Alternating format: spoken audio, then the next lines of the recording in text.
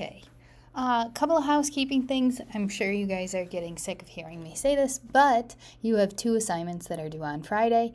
One is your journal, and the other is your document comparison. Make sure we're doing complete sentences on the document comparison, and for the assigned readings, we are doing those reflections. One more note that goes under your reminders is that extra credit that is available for you. Remember that tomorrow is a half day and we do not have school on Monday. All right, let's jump back into where we were yesterday. When we talk about the colonies and this shift from where we were and where we're going, we have to talk about the trade that was occurring, the routes that we were using, who we were trading with, and what that kind of looks like. We were trapped in this cycle of what was called triangular trade. And if you remember, triangular trade included the trade of resources to Europe, but it also is where we began the slave trade. Slave ships are going to land in Virginia in 1619 as that colony is established. And as we said yesterday, because of this, you see the tie between the way of life of the South that grows and the intricacies of slavery being incorporated into that, which that involvement is going to lead us eventually to the Civil War because the South sees slavery as a way of life. They're also very highly dependent on that institution for their economy. So when we look at the triangular trade here, we see that we have a few different countries that are included here. We have the European countries, namely England. There are some other European countries that were traded with, but not necessarily under the control of the colonies. We also have Africa being involved in this triangular trade, and of course the final piece is the colonies. So from the colonies to England is going to be those raw materials. From England to the colonies is the manufactured goods that are made from those raw materials. Also from Europe to Africa, we are going to see iron products, also manufactured goods that are being traded for people, and those people are going to be sent to the colonies. So you see the three countries that are involved. Eventually the colonies become their own country. You have Europe, Africa, and the colonies, and what is being traded between each. You have manufactured goods, you have slaves, and you have raw materials. Raw materials come from the colonies. We have people that become slaves coming from Africa, and we have manufactured goods coming out of Europe. I would like you to take a listen here and think for a minute, and then I'll give you a minute to share with the partner sitting next to you if this will play. How did the introduction of slavery to the colonies impact the United States in the future? Enslaved Africans have been shipped to the Americas since the Spanish arrived in the early 1500s. Europeans purchased slaves along the coast of West and Central Africa. The chained captives were forced onto ships destined to the New World for the long and brutal voyage known as the Middle Passage. Conditions on the ships were indescribably inhumane. The enslaved Africans weren't treated as human beings. They were treated like cargo. Men and women shackled together, stacked on top of each other. There was a process known as tight packing, where you literally had slave trading scientists who tried to figure out the maximum way to squeeze as many human beings as possible into the holds of these ships.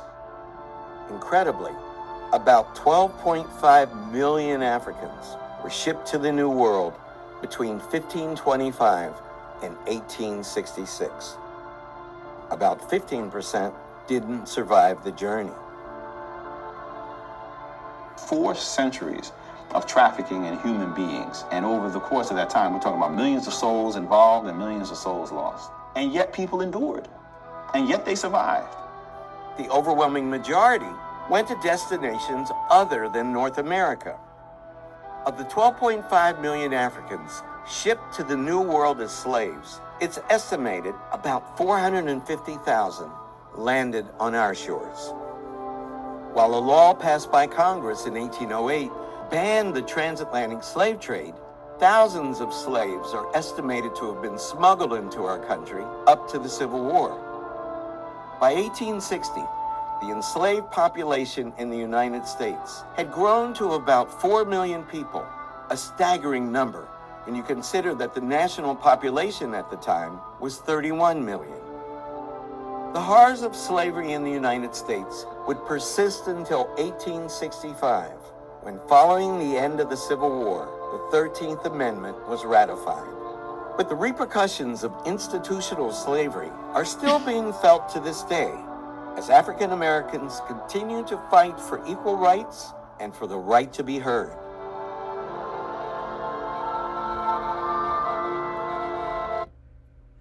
Okay, I want you to take about 1 minute, I'm going to give you on the clock, and talk to the person sitting next to you or the person sitting next to you. How did the introduction of slavery to the colonies impact the United States in the future? Go ahead and turn and talk.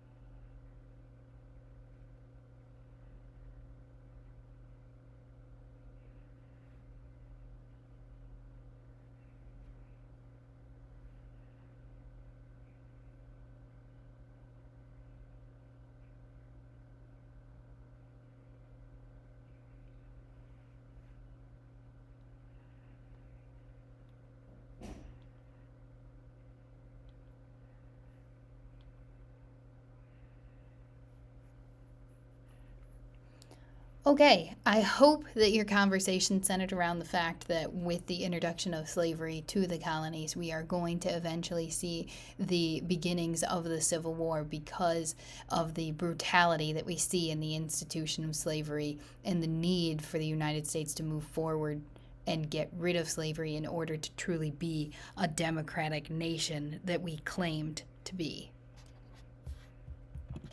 The other solution to the labor issue that we saw in the colonies was the idea of indentured servants.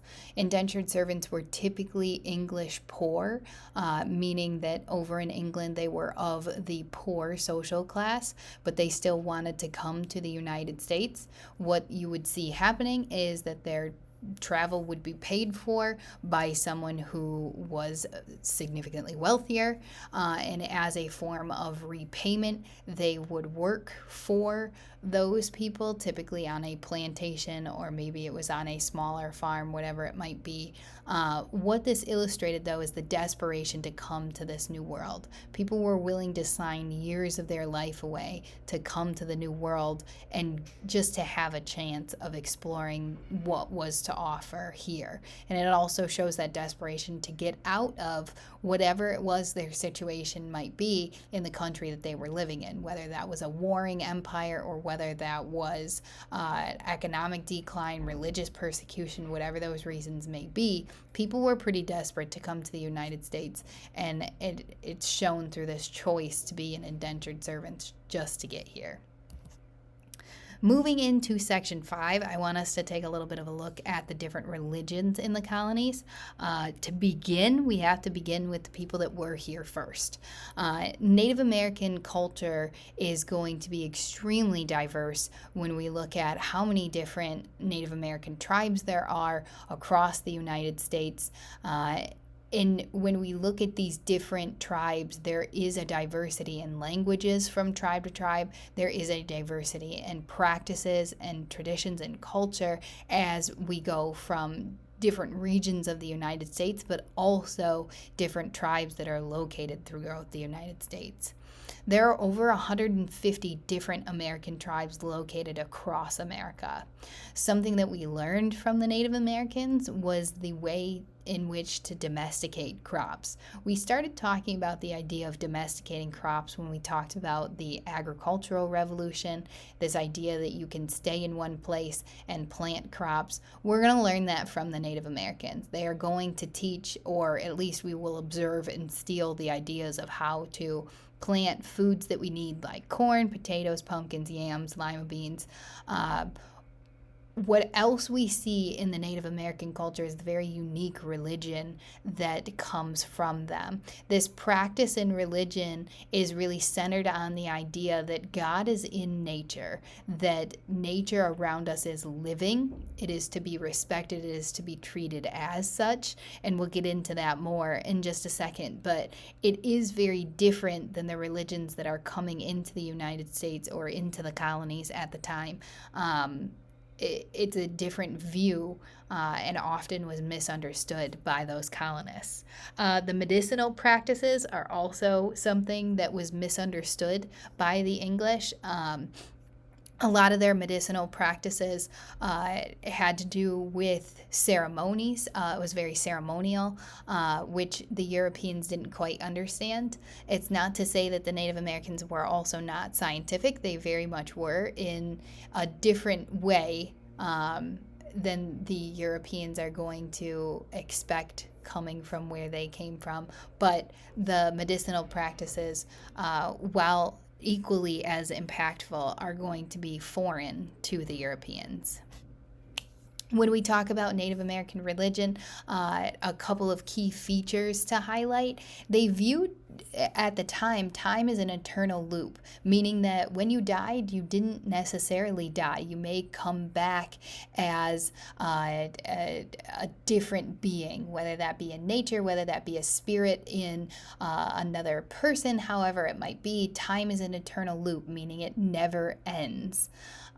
They believed that creation was holistic, meaning that there is this equality between people and what they're surrounded by. It wasn't necessarily that people in nature were different, it's that people in nature were one and the same, and you have to treat nature as such. They also believed in a natural harmony, and that natural harmony should not be upset. That there is a balance that is to be kept. You give and take from the environment. You give and take from the people that are around you. It is this natural harmony that needs to be maintained. They'll also study their dreams, and they believed that there was knowledge from dreams. They're not necessarily predictions, but just information to be learned, different symbols that can come from what you dream. There is this idea that God is present in all. As I mentioned before, that God is in nature. This is an extension of that idea. They believed that everyone had a spirit, a living being, should be treated equally. They didn't see death as a negative. They often will have extensive rituals that are conducted in death, because it was this culmination of one life, of the life that you led in that body, whatever it may be. And when we move forward and we talk about the mistreatment of Native Americans, this is going to become really important later on. Death was something to be celebrated, to be respected, to be seen as this culmination, and taking away that ritual had been something that Americans will do to Native Americans in the clashes that we see coming up. Native American religion is highly ritualistic. Again, it shouldn't have been that foreign to Europeans, but it seemed to be. Their rituals just looked a little different. I would say that the Europeans had their own rituals. It just didn't look the same. So in Native American religion, there is also a ritualistic aspect. Another piece that we need to talk about that we touched upon briefly, we have the Puritans. The Puritans are going to be the religious group in the New England colonies. They are known as radical Calvinists, named after Jean Calvin. He was a lawyer. He was very legalistic in his rationale. He believed that there was no free will, that it was God's sovereignty. God was in power of all of your choices, that there was a predetermined special plan for each person. Puritans are going to become very obsessed with this path. What path am I on? Am I destined to go to heaven? Because this destiny was already predetermined by God. There is no such thing as free will if you talk John Calvin and these radical Calvinists. Tension is going to arise to be the best, to work the hardest, to earn the most in this search of determining which predetermined path they are on. The ultimate goal of the Puritans was to create that city upon a hill, was to illustrate that they could purify the Church of England and be successful. John Winthrop is the person that we need to associate with the Puritans. Around about 1630, he becomes one of the leaders to look up to. He is the name that we associate with that famous speech, The City Upon a Hill. Puritans, when we study this religion and these people that came, they're not pilgrims. A lot of people get the Puritans mixed up with pilgrims. There really weren't pilgrims. The correct terminology is separatists. They were looking to separate themselves from the Church of England. You were not allowed to do that. Therefore, you had to leave. And the separatists were excommunicated essentially, or run out of England. But Puritans are not pilgrims. There really is not such a thing. Sorry, guys. There is no religious freedom or democracy when it comes to the Puritans. Again, it's that predetermination. Your path is already determined. You don't need to make any choices. There is no choice or freedom. They believed that God would reward you through success, and success at the time meant money. So if you worked hard, you would be rewarded. They are going to lean in to trading, and the reason being is because they were trying to prove that God favored them, and to be successful meant to make money. How did you make money in the New England colonies? You traded. So their role in triangular trade is going to be very extensive because they're in the New England colonies with those rivers and harbors, and that is their base economy there. And they want the reward. So what they will do is they will begin investing in their own ships. They are going to look to trade beyond England. They want the trade for themselves because remember, if God favors you, you are successful. England controlling the trade and controlling how much money they could make and who they could trade with is getting in the way of their success. So when we look at the Puritans, who just so happen to be located in those New England colonies, aka Massachusetts, right? That's going to be one of our New England colonies. You're going to see the rebellion begin here with the Puritans when it comes to the revolution that we will eventually get to. Puritans are going to especially hate taxes. They hate taxes because they believe that money is their reward from God. It goes all the way back to this again. And somebody taking their money is taking their reward that God had given them. So it creates this rebellious attitude. Just a recap of some of the religions that we'll see throughout the colonies beyond the Puritans in New England. The middle colonies, remember, very diverse. You have the Quakers, you have some Dutch that are those Reformed Calvinists. They didn't really want to follow that strict Calvinist religion. You'll have some Anabaptists and a few other smatterings of religion, but the middle colonies are more known for their religious freedoms, where the New England colonies were not. The southern colonies, you really saw the extension of the Church of England, if there was any religion at all. But if you look at the map here, you see that those dots become very few and far between. There's not a ton of religion in the south. And the reason for that being is they were pretty far apart from each other. You remember, these are the plantations, a lot of single white men down there, not a lot of families. You don't see a lot of community, so religion is a little bit absent throughout the South. The very last piece that I want to talk to you guys about is the Great Awakening. While you take a listen here, I want you to think about what effect did the Great Awakening have on the colonies. And again, after this one, we're going to do a little turn and talk. Maybe you guys could get up this time and find a different partner. But the question you're going to be answering for each other is, what effect did the Great Awakening have on the colonies? In the early 1700s, worshippers of all denominations worried that religious piety was eroding in the colonies. By the early 18th century, religion has really fallen off in New England. The congregations are largely female. The churches are half empty. It's no longer the kind of place that we associate with Puritanism. And you begin to get these movements. Several religious revivals swept through the colonies in the 1730s and 1740s. Known as the Great Awakening, this religious fire was sparked in part by traveling ministers from England. What's beginning to happen is that you begin to get a few preachers who are preaching in a much more emotional style.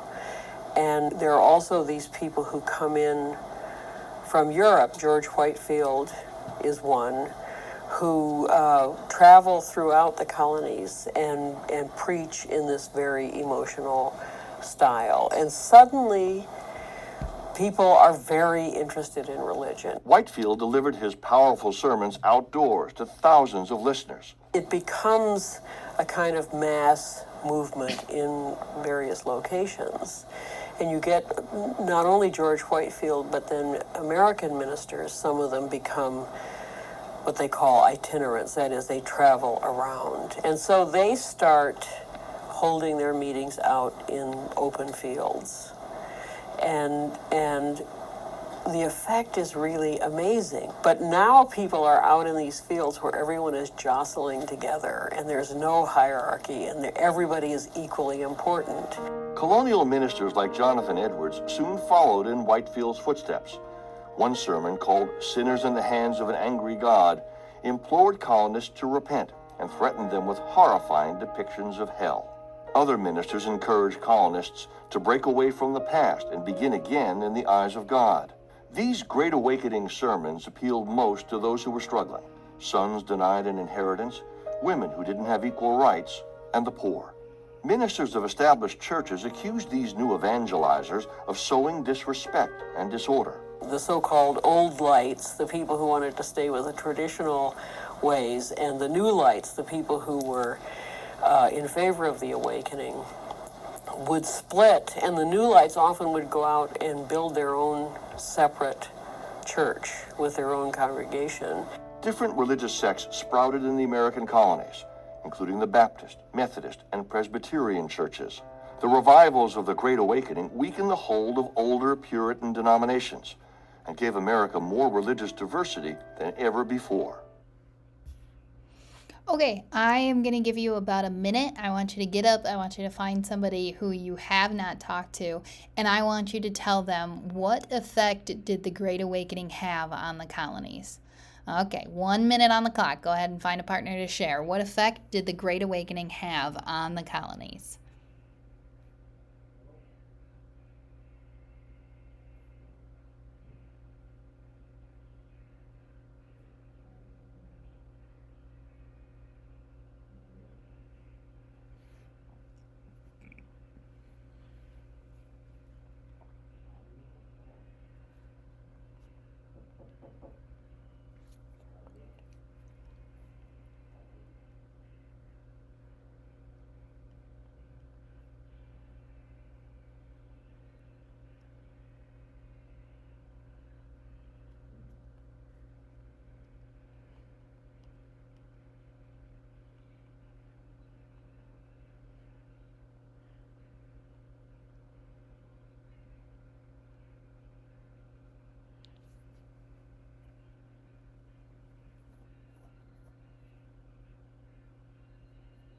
Okay, go ahead and make your way back to your seat. By the time you get back there, hopefully the conversation that we just had in our little exchange there was that the Great Awakening is going to push the colonies towards a revolution. And the way that we get there is first, we are going to see that the Great Awakening is an awakening to the religion in the United States or in these colonies, right? So you have Jonathan Edwards who makes that speech, Sinners at the Hand of an Angry God. And what he is suggesting is that you all can be saved. You all can participate and have a relationship with God. Now, Edwards was a sight to see. He was a showman. He really emphasized that there was the opposite of heaven, and you could go there, and it actually exists. And he would call upon different imagery and language in his sermons that would awaken his audiences that there is a very horrific reality that could await them if they continue living without calling on Christ to save them. So in these sermons, he would push people to participate. It was a very democratic movement. You had African Americans participating in this movement. Everybody could participate and everybody could be equally seen in the eyes of God. So what you see happening is people are looking to be saved. They start forming these emotional connections to God. In the audience, you see in the painting here, in the audience, people would have these awakenings, and they would start to convulse and they would scream out as they were forming this relation. It was a very out-of-body experience, some described it as. But the reason that the Great Awakening is going to lead us towards the revolution is because people start to realize that if we could be equal under God, we should and could be equally seen and treated under a government. And that's where we'll pick up on Tuesday when we come back together. I want you to use any time that is left. You should have about 10 minutes left here. You can use this time to work on your assignments for this week. I am going to be working to have your papers graded and in there by Friday.